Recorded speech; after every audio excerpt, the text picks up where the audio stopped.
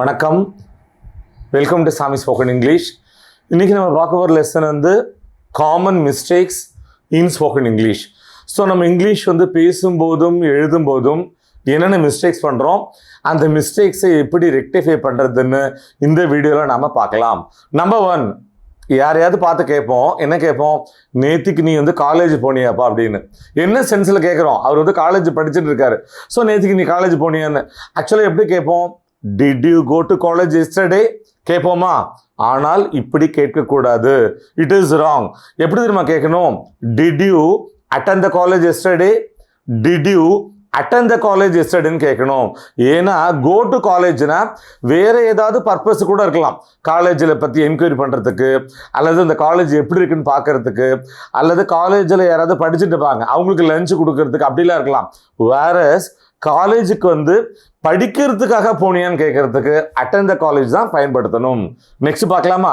Number 2, என்ன விஷயம்னு எனக்கு தெரியப்படுத்துங்கள். இது இங்கிலீஷில் யூஸ்வலாக எப்படி சொல்லிட்டு இருக்கோம், let me know what is a matter, let me know what is a மேட்டர்னு சொல்லுவோம். It is wrong. ஏன்? இது ஒரு ஸ்டேட்மெண்ட், கவனிச்சிங்களா? என்ன விஷயம்னு எனக்கு தெரியப்படுத்துங்க, இது ஸ்டேட்மெண்ட். ஸோ ஸ்டேட்மெண்ட்டில் வாட் இஸ் அ மேட்டர் அப்படின்னு கியூ வி எஸ் வி அப்படிங்கிற கொஷின் பேட்டர்ன் வரவே வராது.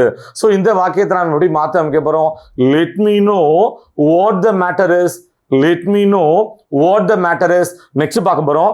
நம்பர் 3, ஐ ஆம் டயர்ட் ஃப்ரம் ஒர்க். இப்படி நிறைய பேர் சொல்லுவாங்க.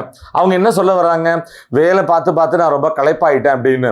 ஆனால் இந்த இடத்துல ஃப்ரம்ங்கிற ப்ரெப்போசிஷன் போடக்கூடாது, மாறாக என்ன யூஸ் பண்ணணும், ஆஃப் யூஸ் பண்ணணும். ஸோ இந்த வாக்கியத்தை நம்ம எப்படி ரீஃப்ரேஸ் பண்ணலாம், ஐ ஆம் டயர்ட் ஆஃப் ஒர்க், ஐ ஆம் tired of work. நெக்ஸ்ட் பார்க்கலாமா? Number 4, the train is on time. நிறைய பேர் சொல்றதை கேள்விப்பட்டிருப்போம், the train is on time. இப்படி சொல்லக்கூடாது, it is wrong.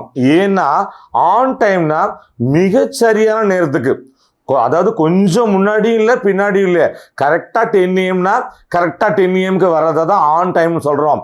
ஆனால் யூஸ்வலாக ட்ரெயின்லாம் கரெக்டாக 10 AM 10 AM வராது, ஒன்று முன்னாடி வரும், இல்லாட்டி கொஞ்சம் பின்னாடி போகும். அதனால எப்படி சொல்லணும், மாறாக the train is in time, the train is in time அப்படிதான் சொல்லணும். அடுத்து பார்க்க போகிறோம். Number 5, she is more intelligent than me. என்ன சொல்ல வராங்க இந்த ஸ்பீக்கர், அவள் என்னை விட மிகவும் புத்திசாலியாக இருக்கிறாள் அப்படின்னு. ஆனால் இந்த இடத்துல மீ இதை போடக்கூடாது, மாறாக என்ன பண்ண போகிறோம், she is more intelligent than I am, she is more intelligent than I am. So இந்த லெசனோட லாஸ்ட் லெக்குக்கு வந்துட்டோம்.